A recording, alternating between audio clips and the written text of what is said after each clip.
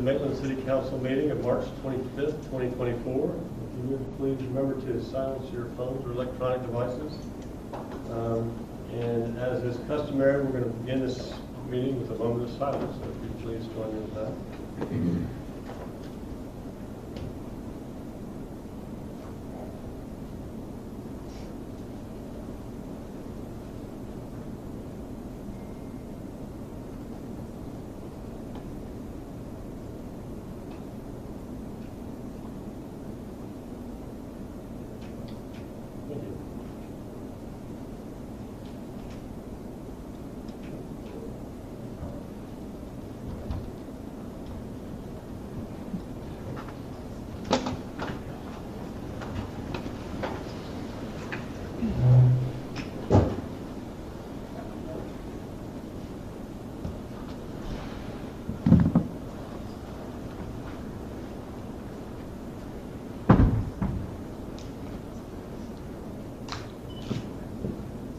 Detail, hold, left, face, present, on.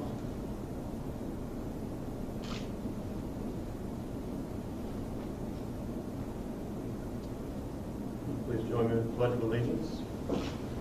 Pledge of Allegiance to the flag of the United States of America and to the republic for which it stands, one nation, under God, indivisible, with liberty and justice for all. Order, arm. Prepare to post. Post. Right. Face. Forward. Mark.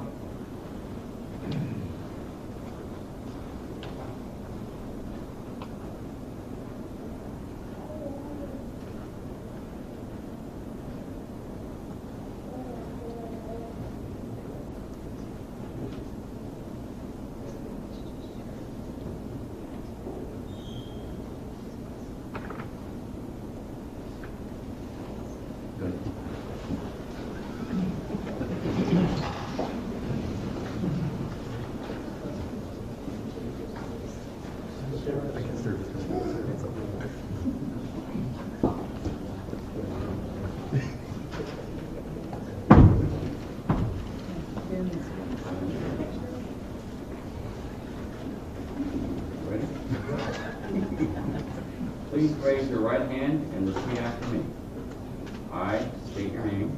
I, John Miles, Do solemnly swear do solemnly swear that I will support, protect, and defend that I will support, protect, and defend the Constitution and government of the United States and of the state of Florida. the Constitution and government of the United States and the state of Florida, That I am duly qualified that I am duly qualified, to hold office under the Constitution of the state that I am duly qualified to hold office under the Constitution of the state, and and that I will well and faithfully that I will well and faithfully perform the duties of the office of mayor, perform the duties of the office of mayor, in which I am now about to enter, so help me God.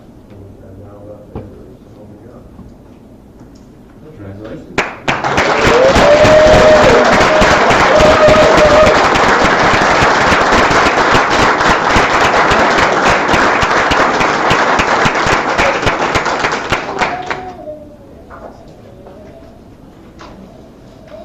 Thank you all for coming this evening. First, I'd like to give my thanks to the fire team and the chief police and to the members of the Honor Guard. I speak for all of us here, and I think all the members of the community in saying that we are in good hands thanks to the hard work, training, and dedication of Maitland's first responders. I am honored and humbled to undertake this position. Thank you for allowing me the opportunity to serve as mayor again. I promise to bring all that I can to the task. I'm honored to serve with this council. We all bring different perspectives and different backgrounds, although we tend to skew toward the legal industry lately. The one thing I've observed among my colleagues is that they all honestly believe in what they're doing, and they all honestly have the best interests of Maitland at heart. I'm honored to work with the city and such an excellent city staff. The degree of professionalism is unparalleled. They are proactive in planning a city that works well, and they are quick to respond when things don't go according to plan. This is a complex organization, from massive infrastructure projects like restoring Keller Road or hooking up Donoric Hills to water and sewer, to the smallest details of planning and permitting, to hosting community events like the iconic get-downs or the movies in the park. It is all accomplished with great care and real concern from residents and businesses. And most of all, I'm honored to serve on behalf of the residents of this great city. We live in a really special place. People are wonderful. Maitland's kids go to great schools. We have great parks and lakes. We have great community institutions like Art and History, Maitland, and the venue, and several churches.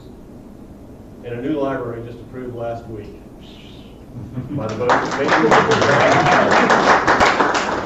Community support surrounding that voting effort was phenomenal, and it shows that we are looking forward and planning our place for the future. My wife Julie and I know that we couldn't have picked a better place to raise our 3 children. I suspect that even those of us who think we got it good don't really know how good we got it.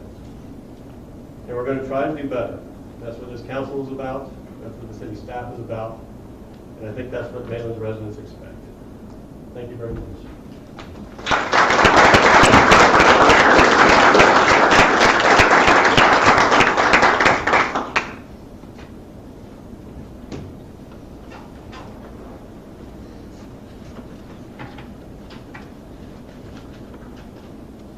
Okay, we have some city business to take care of, and those of you who'd like to hang around with us, that's great. And we're going to have a presentation and several other items, but it's going to be a fairly brief meeting. And if anybody wants to join us across the street afterwards, over at Sanford Road, we're going to have a little reception. Let's start with the presentation. Jay, are you? Mr. Mayor, congratulations. Thank you, Jay. Council members, good evening. Tonight, I am very happy to be with you tonight to let you hear about the 2023 Parks and Recreation Community Interest Survey that was done. Just to give you a bit of a background on what happened during this period, it was during the strategic budget meeting last year the council first mentioned perhaps it was time to resurvey the community. We did that. We got proposals from several firms, and we chose RRC Associates. During that time, we fine-tuned the survey, and the survey was mailed out to approximately 5,000 randomly homes in October and November of 2023. So joining us tonight via the internet is Caitlin Haspett. She is the project manager for RRC Associates over the Maitland project. She'll give you an idea of what results we received from the survey and do a bit of comparison to results that they actually had from the 2015 survey. And I think she'll get into the fact that there were a lot of similarities from that time as well. I would just like to add a note in the survey results that are shown. She's going to be doing a presentation on the full report. Some of the graphics may appear a little small, but you do have the full report. And Caitlin or I are happy to go into any further details on any of the items. So with that, I'm going to turn it over to Caitlin, and we'll be happy to answer any questions after the presentation. Thank you so much, Jay, and thank you everyone for having me tonight. I'm excited to go over some of these results from the 2013 survey, and we were very excited for the opportunity to be able to work with Maitland again. Just to check, are you able to hear me okay? Okay, wonderful. And we can go ahead and jump in, and I am happy to answer any questions at the end. So we'll just do a short introduction, go over the research methods for this project, and then some of the key themes or questions in the survey, and then we'll wrap up with some of the key findings or the key takeaways that we learned from this survey effort. So the purpose, as Jay mentioned, was to update the 2015 survey and collect new data for this year. And we did receive more surveys than we did in 2015. In the past iteration, we collected 334 surveys, and this year we collected slightly more than that. So throughout this presentation, I'll compare the 2015 data to this year's data, or 2013, and we can take a look at where things have changed. But overall, we are seeing pretty similar results from 8 years ago. So we did mail out 5,000 paper surveys to a systematic random sample of households within the city of Maitland. They had the option to complete the paper survey and mail it back to us, or if they would have preferred to take the survey online, they were able to do that. And that was passcode protected, just to ensure that our sample was well maintained. And so we did collect 523 surveys from this effort, which puts our margin of error at 4.2%, which is great. We're looking for anything lower than 5%, so we're really happy with the sample size that was collected. The survey was also available in Spanish online. And then once we collected responses from the statistically valid survey, we went ahead and opened it up to the public and collected 27 surveys there. That is a separate report as an appendix. So we'll be just looking at the statistically valid results tonight. We did go ahead and weight the data, so we take a look at the demographics and compare it to the demographics of the city, and then if there's any underrepresented demographics, we'll go ahead and give them a slightly higher weight. So in this case, we did weight the data by age and ethnicity. It changes the results only slightly, but it makes them more accurate and representative of the population, so it does match the demographics of the city. So jumping right into the survey results, we started the survey asking about where people are located and where they live. And so in this question, we'll ask how long they've lived in Maitland. And as you can see, 2023 are the graphs on the left, or the green graphs, and 2015 are the graphs on the right, or the yellow graphs. And this year, we saw a higher proportion of newer residents in Maitland.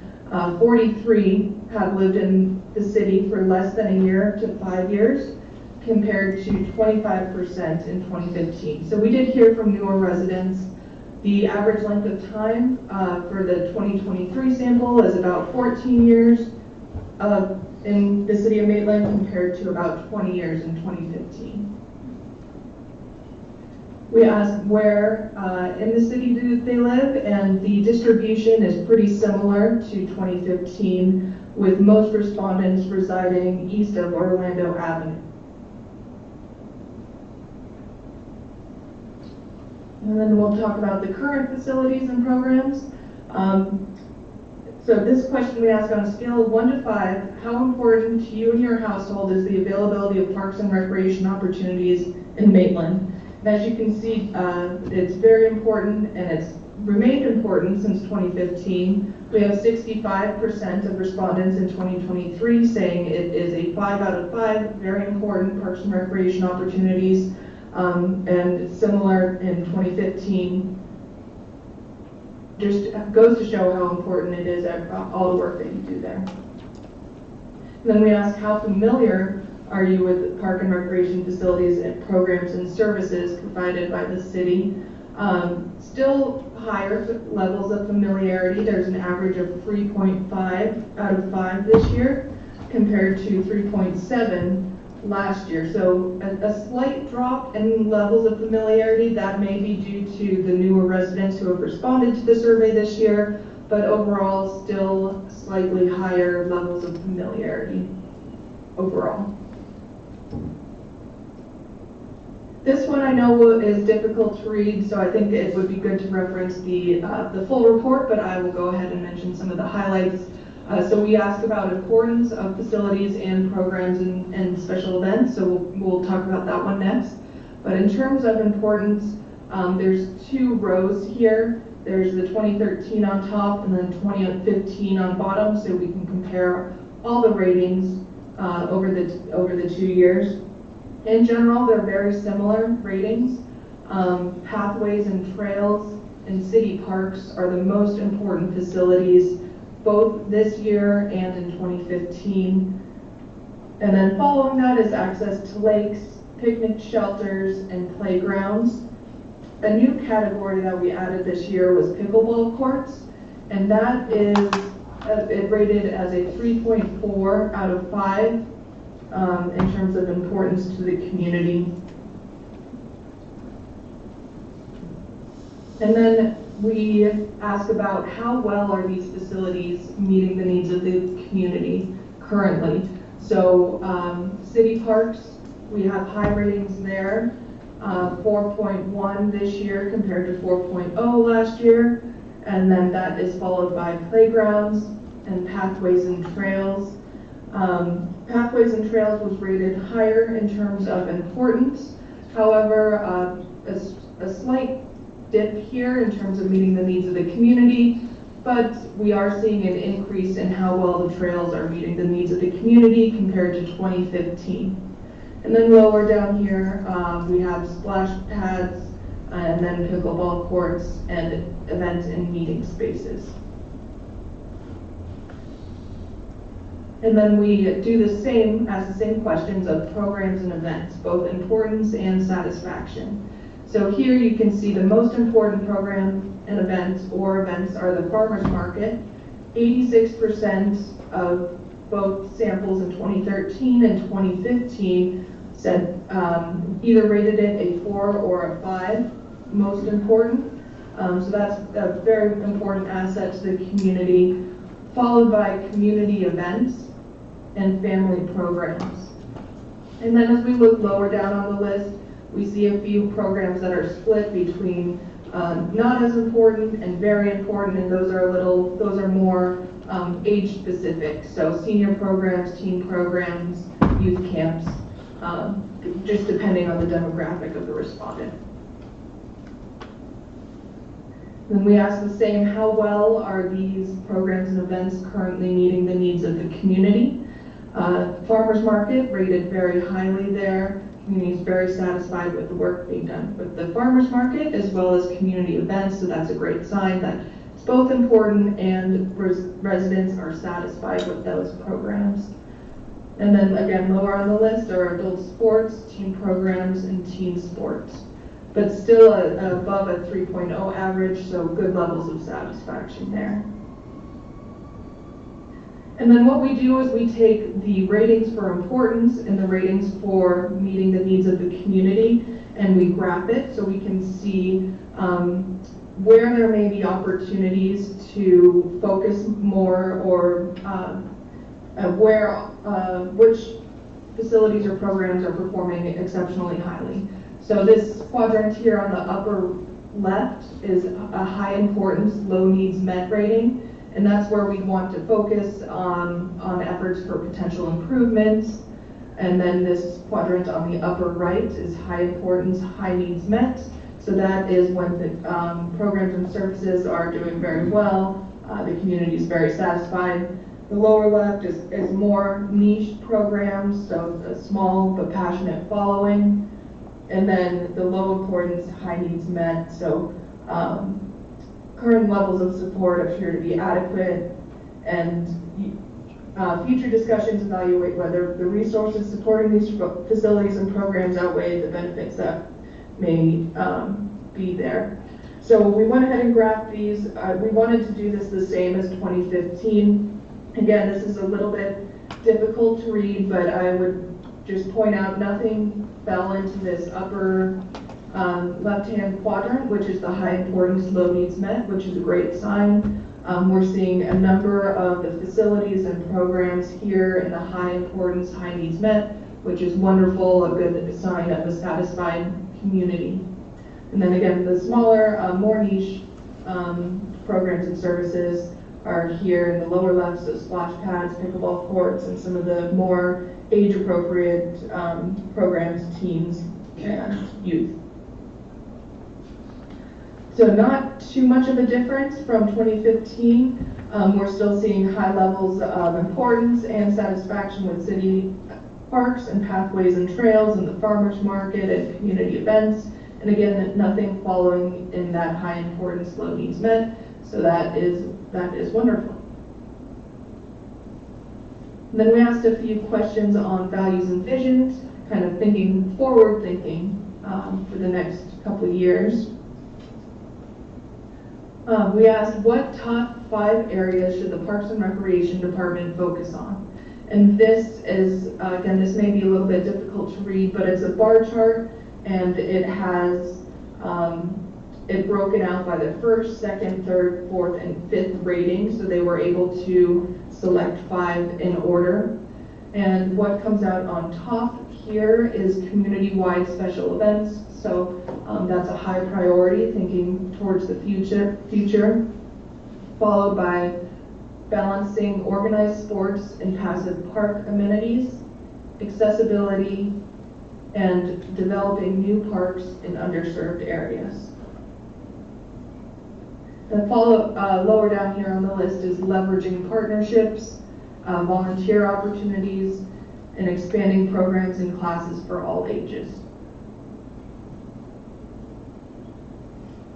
So again, thinking towards the future, we asked what are the most important topics that, if addressed by the city, would increase your use of Maitland Park recreation and open space facilities.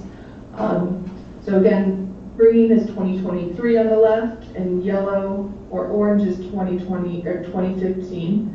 And you can see the awareness of programs or communication is still the top way to increase residents' use of parks and recreation facilities. There was a slightly higher percentage of residents who said that additional facilities and amenities and condition or maintenance of parks and buildings would increase their use this year compared to last. But another interesting data point from this graph is there was a reduction of 3% of respondents who said safety and security would increase their use. So only 30% this year compared to 33% last year. And also to point out, lowest on the list here is customer service and / staff knowledge. So respondents are satisfied with customer service currently at the moment, as well as in 2015. This slide is broken out in 2. It was a long list, so we wanted to make sure it was legible. This is the first slide of 2. And the question is, what are the greatest needs for indoor and outdoor facilities to be added, expanded, or improved in Maitland? On the left of the chart here is the 4s and 5s, what they consider to be very important. And on the left is 1 and 2, not at all important. And then 3 here in the middle is neutral. And then again, we have 2013 and 2015 in the same graph, as well as the averages and the sample size. Pathways and trails are the most important facilities to be added, expanded, or improved in Maitland, both in 2023 and in 2015, followed by stage structure in parks and lights for athletic facilities, a slightly increase in importance for lights for athletic facilities this year compared to last.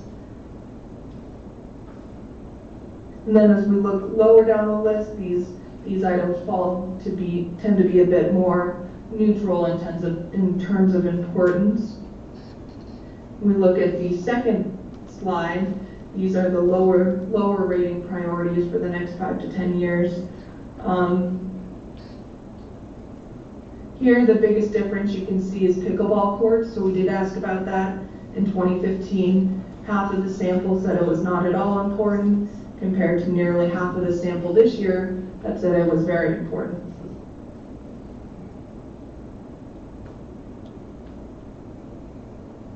So out of that list of, from the 2 slides that I just showed, we asked respondents to select their top 3 highest priorities out of all of those options. And then again, here this bar is broken out between their first, second, and third choice. But by an overwhelming percent, about 24%, pathways and trails is a top priority, as it was in 2015 as well. And that's followed by improved park amenities, dog parks, pickleball courts, and shade structures. Again, 20% in this year said pickleball courts are a priority compared to 1% in 2015, so quite a difference there in terms of popularity of the sport. The community recreation center is not as important as it was in 2015. Only 9% selected it as a top 3 compared to 20%. And then the indoor rental facilities are also slightly of lower importance. And then we asked about communication. So we asked, how do you usually receive information on parks and recreation facilities, services, and programs? And respondents were able to select all that apply here. So this year, outdoor signage, word of mouth, and the internet / website and social media, social networking were all selected as a common form of communication. In 2015, nearly half of respondents said they received communication via the utility bill inserts, but that dropped to 16% this year. And there was also a slightly higher proportion of individuals in 2015 who saw outdoor signage and heard about parks and recreation facilities, programs, and services from the Maitland Minute newsletter, as well as local media. So not a surprise that communication methods have changed a bit in the past 8 years. Interesting to see how they have changed over time. And so then we asked, what is your preferred communication? So if you could only select one from the previous list, what would that be? And the top choice is emails from the city. 46% this year said that is their preferred communication method.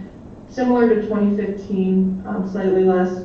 There is a higher percentage of residents who prefer social networking communication methods, 21% this year compared to 5% last year, but still interest in the Maitland Minute newsletter, although slightly lower than in 2015. And then we also have the list of all the open-ended comments. So anytime there's an other option here, we have the list of what people wrote in instead, included as an appendix. Then the last topic on the survey, we get asked about financial choices. And so these are all worded the same year over year. Which of the following best describes the potential impact, if any, that fee increases would have on your current level of participation in parks and recreation? You can see 40% in 2023 and 41% in 2015 said moderate fee increases would not limit my or our ability to participate at all. So there's strong support if moderate fee increases were being considered. 40% would not impact their participation. However, this year we did see an increase of those who said moderate fee increases would limit my participation significantly. We went from 12% to 21%. So just a slight difference there, but nothing too dramatic. In this question, we asked if the respondent had an imaginary $100 to spend on park recreation, facility services, or programs, how would they distribute that $100 in $5 increments? And so our online software automatically makes sure that it sums to 100, so it kind of helps with this question a bit. And then these are the averages of how much people would have spent on different items. The top two, and similar again to 2015, are to make improvements and or renovate and maintain existing park facilities. and to add more pathways. This year, respondents would spend more of their potential budget on providing more citywide events and less on adding aquatics.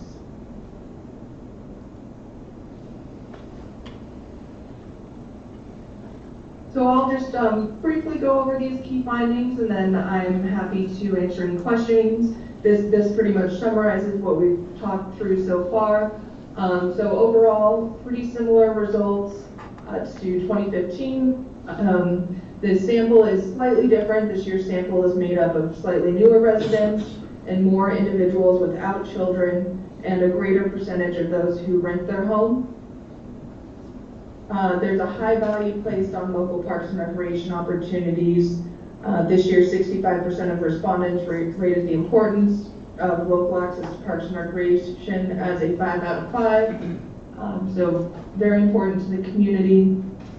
There was a small decrease in how familiar residents are with park and programs offered by the city, but still 54% of survey respondents rated their familiarity as a 4 or a 5 on a scale of 1 to 10 in that one. The two most valued facilities in the community are the same as in 2015, pathways and trails and city parks. However, trails rated slightly lower in terms of satisfaction, but that has increased since 2015. Overall, programs and events are generally rated lower in importance compared to facilities, but there's similar survey ratings over the years. The farmers market and community events are very important to respondents. And it's similarly to 2015, increasing awareness of programs or communication is the most important topic that would increase respondents' use of parks and recreation facilities. Thinking ahead for the next 5 to 10 years, some of the key priorities are new or enhanced indoor and outdoor facilities, pathways and trails, shade, lighting, and community gardens. And then for communication, there's fewer people getting communication through utility bills or local media, and the primary method would be that respondents prefer is email and social media. And then lastly, in general, respondents are supportive of fee increases, with 40% of the sample saying that moderate fee increases would not limit participation at all. However, there's a greater percentage of respondents that say it would limit participation significantly compared to 2015. But overall, I think fantastic results. We got good participation, and this is a good baseline to test again over time, see how things have changed in the next 8 years. And we just wanted to say thank you so much for choosing us to work with you. It's been our pleasure, and I'm happy to answer any questions. Okay, thank you very much for that presentation. It just kind of underscores how great it is to live in Maitland, and we have these great facilities. Does anybody have any questions of RRC assistants?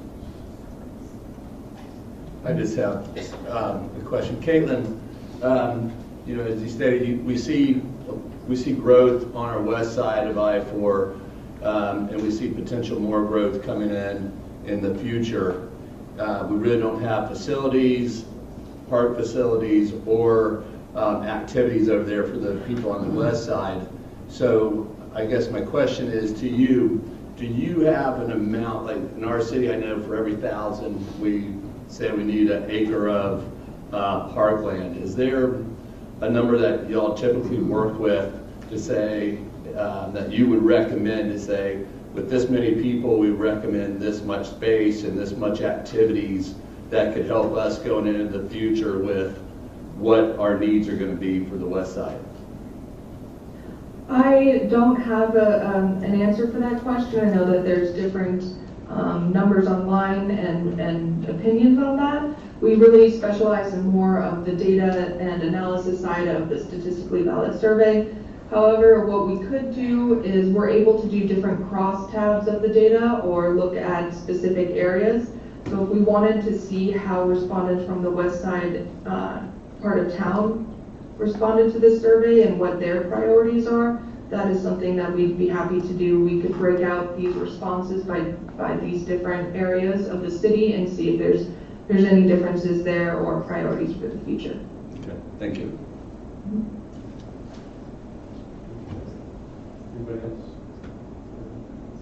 I guess this is something we're going to take into our strategic planning meeting. We're going to, next month, I think, we'll start digesting all this and figuring out what we want to do with all the results. But I appreciate you all the work and getting it done. And this is really an important thing to help us plan for the future. And thank you again, Kelly.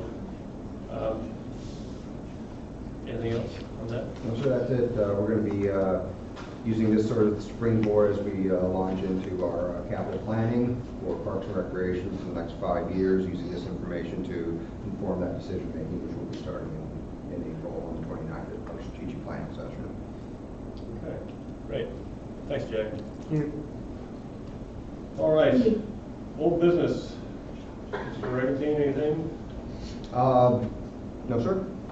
Okay. We have a consent agenda. Does anybody on council wish to remove any items from the consent agenda? All right, are there any public comments on the consent agenda, items 2 and 4? Seeing none, let's close the public period and a motion will be in order. I'll make a motion to approve the consent agenda. Second. And a second. Lori, would you call the roll, please? Councilmember Wurzel? Aye. Councilmember Wild? Aye. Councilmember Guthrie? Aye. Councilmember Hall Harrison? Aye. Mayor Lund? Aye. Okay, it is adopted, and now we are in the public period, which is the period when anybody can come and address the council on any item they feel like they'd like to address us on. Free 3 minutes to have at it.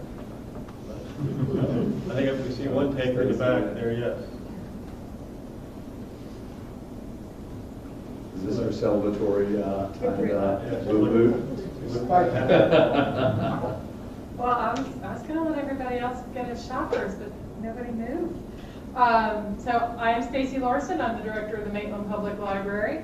And I'll start with thank you. Thank you to all of city staff and council support, and of course the voters. We're delighted about last week's referendum result and really looking forward to the next stages. But that's actually not why I came up. What I really want to do is invite all of you to participate in our annual poetry contest. The contest ends on April 1st at 11:59 p.m. So please get your poems in. There's a form on our website, maitlandpubliclibrary.org. This year's theme is really fun. It's dreams and dragons. So you can take that in any number of directions. We have cash prizes provided by our friends of the Maitland Public Library, and the contest is open to school-age children of all ages, and of course also to adults. We will announce the winners at our annual poetry contest awards night and coffee house on Friday, April 29th at 6:30. Thank you. Awesome. Thank you, Stacy. Anybody else? Got back to follow? Let's close the public period. And we have one decision this evening, and it is the selection of vice mayor, which is what we do every year at this time. Laura, would you please introduce the item? For the city charter, section 2.03, mayor, the council shall elect from among its members a vice mayor who shall act as mayor during the absence or disability of the mayor. The council shall elect a member to serve as vice mayor. Generally, the selection of vice mayor has been rotated among council members. Past vice mayors were shown in the packet, such as Councilmember Guthrie, Councilmember Hall Harrison, and Councilmember Wild, and former Councilmember Maitland. Okay. Okay. I'm out. Does anybody have any nominations or any volunteers? I nominate Lori. Oh, I'll second. You beat me to it. I'm going to get it really good. Good job. Good job. One more. I'll turn. All right. There she goes. Congratulations.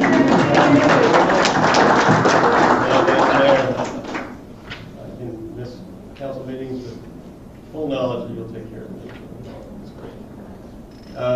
All right. Any reports, Mr. City Attorney? No, sir.